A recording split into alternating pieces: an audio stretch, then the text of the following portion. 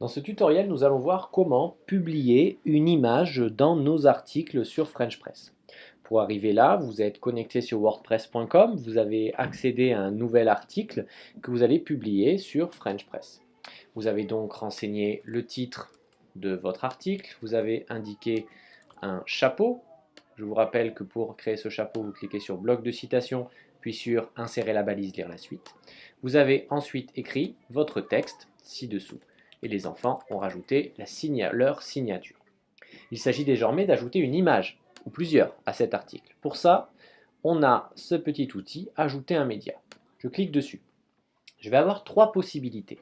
La première des possibilités, c'est que l'image, elle est déjà dans ma bibliothèque. Je l'ai déjà chargée sur WordPress. Donc elle va apparaître là-dedans, quelque part.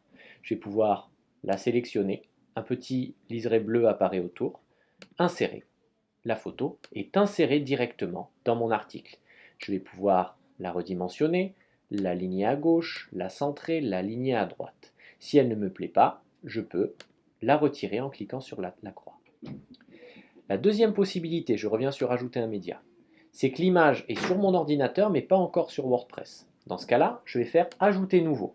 Je vais avoir accès à l'arborescence de mon ordinateur et je vais pouvoir aller chercher une image, choisir. Cette image est en train de charger. Une fois qu'elle sera chargée, voilà, c'est le cas, je vais pouvoir cliquer sur insérer. L'image apparaît, là encore, je peux la redimensionner, aligner à droite, aligner à gauche, centrer, exactement comme je l'entends. Dernière possibilité, ajouter une image que je n'ai ni sur la galerie WordPress, ni sur mon ordinateur. Comment faire? Ajouter un média, et cette fois-ci, je vais aller la chercher directement sur Internet. Je vais cliquer sur ajouter via l'URL. S'ouvre un petit bandeau dans lequel je vais pouvoir coller l'URL de mon image, son adresse unique. Pour trouver une image, j'ai plusieurs possibilités. La première, c'est de passer par un moteur de recherche, type Google, qui va me proposer des images. La deuxième, c'est d'aller chercher dans des banques d'images. Et il va falloir qu'on soit très attentif là-dessus, chercher des images qui soient libres de droit, c'est-à-dire qu'elles ne soient pas protégées et qu'on puisse les réutiliser librement. On va regarder la première option. Rendons-nous sur un moteur de recherche. On va chercher une photographie de Seattle. On clique, jusque-là on sait faire, on va sur Images. Et puis Google ici nous propose plein de photographies de Seattle, mais qui ne sont pas forcément libres de droit. Il y a un petit onglet intéressant, c'est ici, Outils de recherche.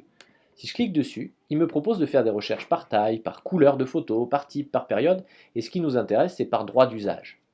Ici, les images sont non filtrées par licence, c'est-à-dire qu'on a toutes les images qu'il a trouvées sur Seattle par pertinence.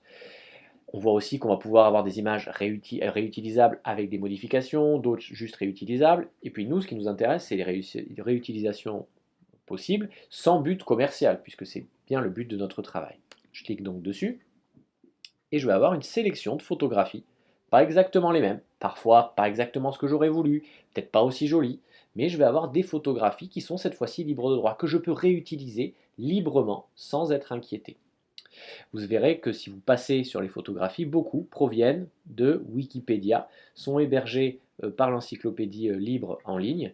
Et en effet, toutes les photographies que vous retrouverez sous Wikipédia doivent forcément être libres de droit. Donc si vous trouvez une photo sur ce site, vous n'avez pas besoin de vous inquiéter, vous pourrez la réutiliser librement. Donc on va choisir cette image, par exemple, la première. Lorsque je clique dessus, l'image va charger. Je vais faire un clic droit et je vais avoir copier l'adresse de l'image ou copier l'URL de l'image. Et lorsque je vais retourner dans mon article, dans mon bandeau, je vais pouvoir coller l'adresse de mon image. Je clique sur charger et mon image apparaît, insérée. Et voilà, elle est désormais dans mon article. Je peux encore une fois modifier, agrandir, retirer l'image si je souhaite, la légender aussi, en indiquant ici que l'on a la Space Needle à Seattle. Et cette légende apparaîtra dans mon article. Voilà, donc on récapitule. Pour insérer une image, je clique sur Ajouter un média. Trois possibilités, l'image est sur ma galerie, j'y ai accès ici. L'image est sur mon ordinateur, je clique sur Ajouter nouveau. L'image est sur Internet et je clique sur Ajouter via l'URL. Je fais bien attention aux images que je publie. Si l'élève est auteur de la photographie, il peut l'indiquer, il peut publier la photo en indiquant qu'il est lui-même l'auteur.